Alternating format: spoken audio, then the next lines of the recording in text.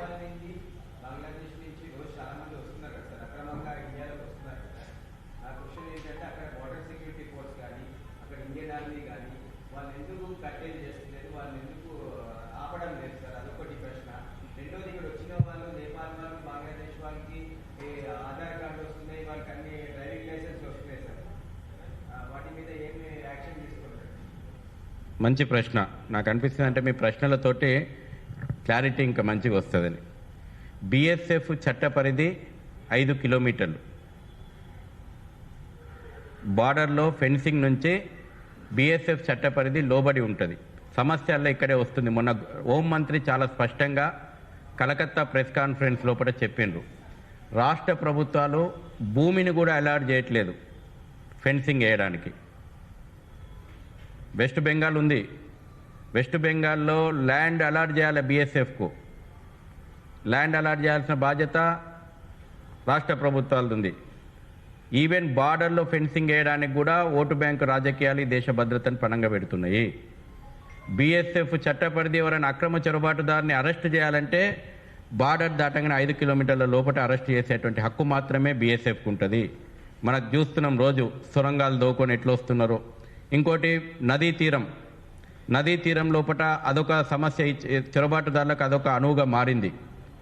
ఎక్కడైతే మనకు ఆ బ్రహ్మపుత్ర నది దాటేసేసి చొరబాటు జరుగుతూ ఉంది. కేవలం ఒక 10 నిమిషాల లోపల ఈ కొండ నుంచి ఆ కొండకు దాటొచ్చు.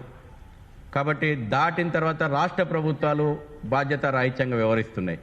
ఇమ్మీడియట్లీగా దృష్టికి రాగానే అరెస్టులు చేసి పంపాల్సినటువంటి రాష్ట్ర ప్రభుత్వాలు సంతుష్టీకరణ రాజకీయాలలో భాగమై వాళ్ళ దేశ భద్రతను పణంగా పెడుతున్నాయి. ఇది మొదటి ప్రశ్నకు సమాధానం. తర్వాత ఆధార్ కార్డులు, రేషన్ కార్డులు, ఓటర్ ఐడీలు, స్వయంగా రాచకొండ కమిషనర్ గత సంవత్సరం అనుకుంటా పాస్పోర్ట్లు కూడా వచ్చినాయి అక్రమ రోహింగ్యాలకు, బంగ్లాదేశీయులకు అని చెప్పారు. లోకల్ అడ్మినిస్ట్రేషన్ కుమ్మక్క అవుతుంది. లోకల్ అడ్మినిస్ట్రేషన్ ఇవాళ వాళ్ళని ఓటర్లుగా చేర్చడానికి, ఆధార్ కార్డులు రావడానికి లోకల్ అడ్మినిస్ట్రేషన్లో కూడా జిహాదీ శక్తులు చొరబడ్డాయి. వాళ్ళు సపోర్టు చేస్తున్నారు. 1,40,000 ఓట్లు హైదరాబాద్ పార్లమెంట్లో ఉంటాయి. అవే పేర్ల మీద 1,40,000 ఓట్లు చేవెళ్ళ పార్లమెంటులో ఉంటాయి. ఇది ఎలక్షన్ కమిషన్ దృష్టికి తీసుకెళ్ళినాం. చర్యలు లేవు. ఎంక్వైరీలు చేయాల్సిన వాళ్ళు చేయరు. నోటిఫికేషన్ వస్తుంది, ఎలక్షన్ అయిపోతుంది. ఇవాళ మహారాష్ట్ర, కర్ణాటక సరిహద్దు గ్రామాల్లో ఉన్నటువంటి వాళ్ళ ఓట్లు హైదరాబాద్లో ఉంటాయి, ఆ రాష్ట్రాల్లో ఉంటాయి. స్పెసిఫిక్గా నేను ఈ ప్రెస్ మీట్లో చెప్తున్నా, నెంబర్తో చెప్తున్నా, 1,40,000 ఓట్లు ఇవాళ హైదరాబాద్ పార్లమెంట్లో ఉన్నటువంటి ఓట్లు చేవెళ్ళ పార్లమెంట్లో ఉన్నాయి. ఇది ఓటు జిహాద్.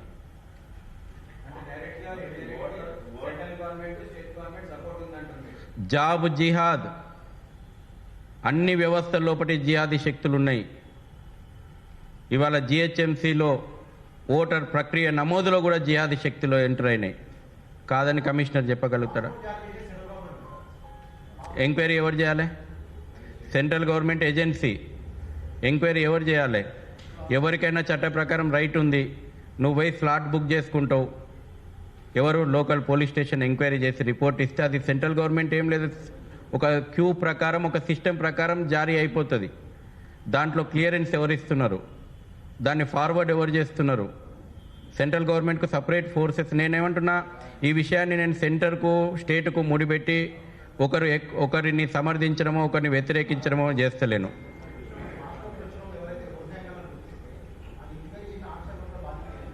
అందుకే ఈ రోజున ఈ వ్యవస్థలన్నీ బాధ్యత వహించాలి. ఈ రోజున నువ్వు దొంగ ఆధార్ కార్డులు వచ్చినాయి అని క్లెయిమ్ చేస్తున్నావు కదా, ఆ ఆధార్ కార్డు ఇష్యూ చేసినటువంటి అథారిటీస్ మీద కూడా క్రిమినల్ కేసులు పెట్టాలా.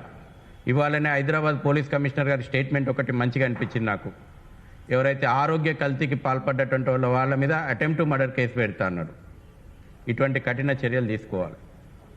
ఈరోజే నేను మీ ప్రెస్ మీట్ కంటే వచ్చే కంటే ముందు సజ్జనార్ గారి స్టేట్మెంట్ చదివిన, ఆరోగ్య కల్తీ ఫుడ్ తయారు చేసేటువంటి వాళ్ళ మీద అటెంప్ట్ టు మర్డర్ పెడతాంటారు. అదే కదా వాడు చేస్తుంది, నిన్ను చంపే ప్రయత్నం చేస్తున్నాడు.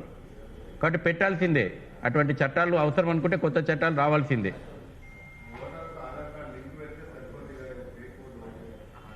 ఇప్పుడు అంటే అది సమస్య, అది అడ్మినిస్ట్రేషన్ది, ప్రభుత్వాలది, వ్యవస్థలది, ఎలక్షన్ కమిషన్ది. అంటే మేము మొదటి నుంచి కూడా డిమాండ్ చేస్తున్నాము, పెట్టాల్సిందే. కానీ ఇవాళ మేజర్గా ఈ ఇష్యూకు పరిమితమేదాం. ఈ ఇష్యూలో మీ అందరినీ కూడా కోరుతున్నా, గంభీరమైనటువంటి ఇష్యూ, మీది మాది మనందరి భవిష్యత్తుతోటి ముడిపడి ఉన్నటువంటి ఇష్యూ.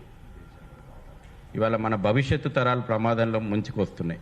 కాబట్టి ఒకసారి మీరు కూడా ఓన్లీ భాగ్యనగర్ చెప్తున్నా నేను. భాగ్యనగర్లోనే ఐడెంటిఫై చేసినటువంటి వాళ్ళు ఇంకా ఐడెంటిఫై చేయకుండా చాలామంది ఉన్నారు. పాస్పోర్ట్లు ఎన్ని ఉన్నాయనేది డిపార్ట్మెంట్ అడగాల్సిన ప్రశ్న. మీరు దొంగ పాస్పోర్ట్లు వెలుగు చూస్తాయనేటువంటిది డిపార్ట్మెంట్ చెప్పిన విషయమే. ఏది ఖచ్చితంగా రాబోయే రోజుల లోపల నేను అందుకే చెప్పిన దశల వారీగా ఈ ఉద్యమం. మేము 24వ తేదీ మీటింగ్ పెట్టి మా పని అయిపోయింది అనుకుని మూడ్లో లేము. మా ఉద్యమం 24వ తేదీ ప్రధానంగా అవేర్నెస్. ఇవాళ నువ్వు ఉన్నావు, నువ్వు అవును కదా, నా నా నా ఇంటి చుట్టే ఇది అవుతుంది కదా అనే అవేర్నెస్ రావాలి.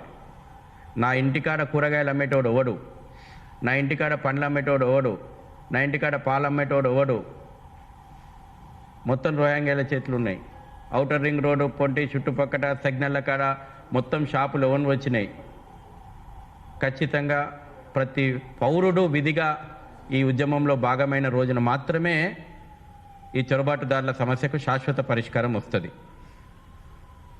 అందుకే మేము అంటున్నాం, నీ ఇంటి దగ్గరకు వచ్చింది, నీ తలుపు తడుతుంది సమస్య.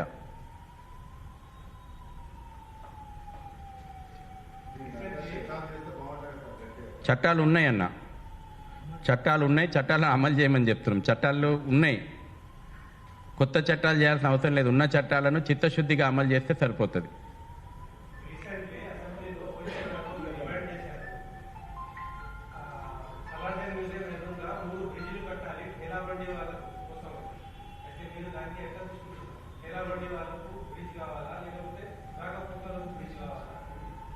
ప్రజలకు రాకపోకలు ముఖ్యం,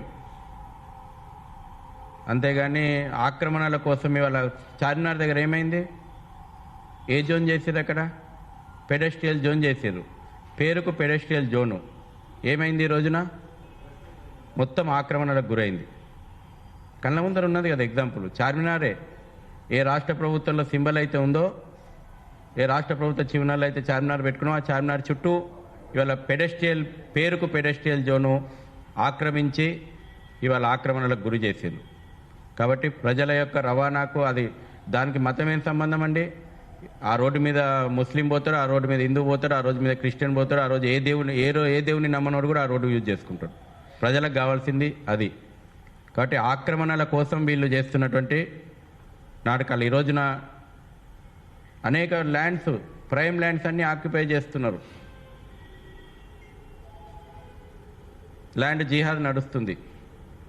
కాబట్టి తప్పకుండా మేము సిద్ధంగా ఉన్నాం. ఒక్కొక్క అంశం విషయం లోపల